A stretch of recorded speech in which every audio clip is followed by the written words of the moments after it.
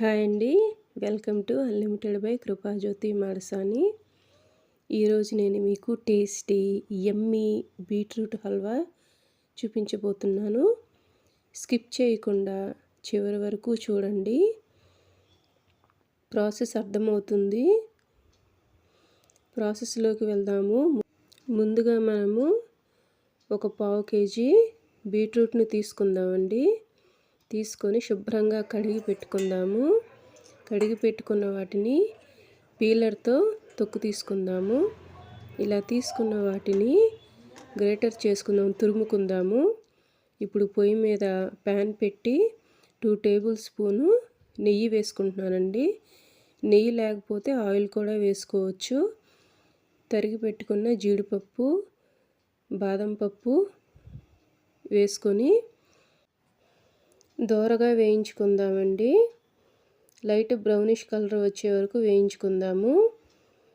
ఇది వేగిపోయాయండి. వేరే ప్లేట్లోకి ట్రాన్స్ఫర్ చేసుకుందాము. ఇప్పుడు అదే ప్యాన్లో తరిగి పెట్టుకున్న బీట్రూట్ను తురుము వేసుకుందామండి. పచ్చివాసన పోయే వరకు నెయ్యిలో వేయించుకుందాము బాగా. మనకు ఎలా తెలుస్తుంది వేగింది అంటే, కమ్మని వాసన వస్తుందండి. బీట్రూటు స్మెల్ వస్తూ ఉంటుంది కొద్దిగా, అది పోతుంది. ఇప్పుడు మనం ఒక చిన్న చిటికెడు సాల్ట్ వేసుకుందాము. సాల్ట్ వల్ల రుచి ఇంకా పెరుగుతుందండి.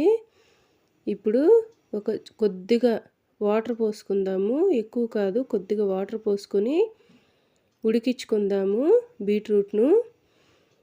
చిన్న రిక్వెస్ట్ అండి, నా ఛానల్ని సబ్స్క్రైబ్ చేయని వాళ్ళు ఉంటే సబ్స్క్రైబ్ చేసుకోండి. నా లేటెస్ట్ వీడియోస్ అన్నీ మీకు వస్తాయి.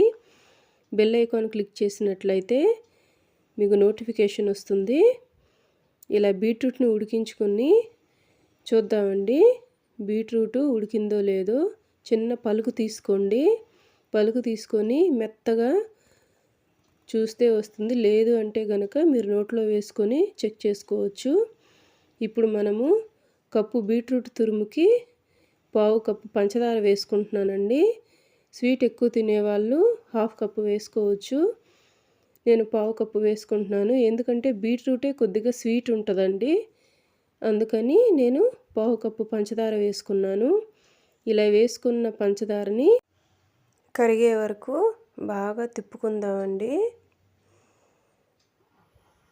బీట్రూట్ తినని వాళ్ళు కూడా ఇలా చేసి పెడితే కమ్మగా తింటారండి. బీట్రూట్ మన బాడీలో బ్లడ్ తగ్గింది అంటే, ఫాస్ట్గా మనకి రక్తాన్ని పెంచేది ఏవైనా ఉంది అంటే అది బీట్రూట్ మాత్రమే. చూసారా, ఇలా మెల్ట్ అయిపోయింది. మెల్ట్ అయిపోయిన ఆ వాటర్ అంతా గట్టిపడాలండి.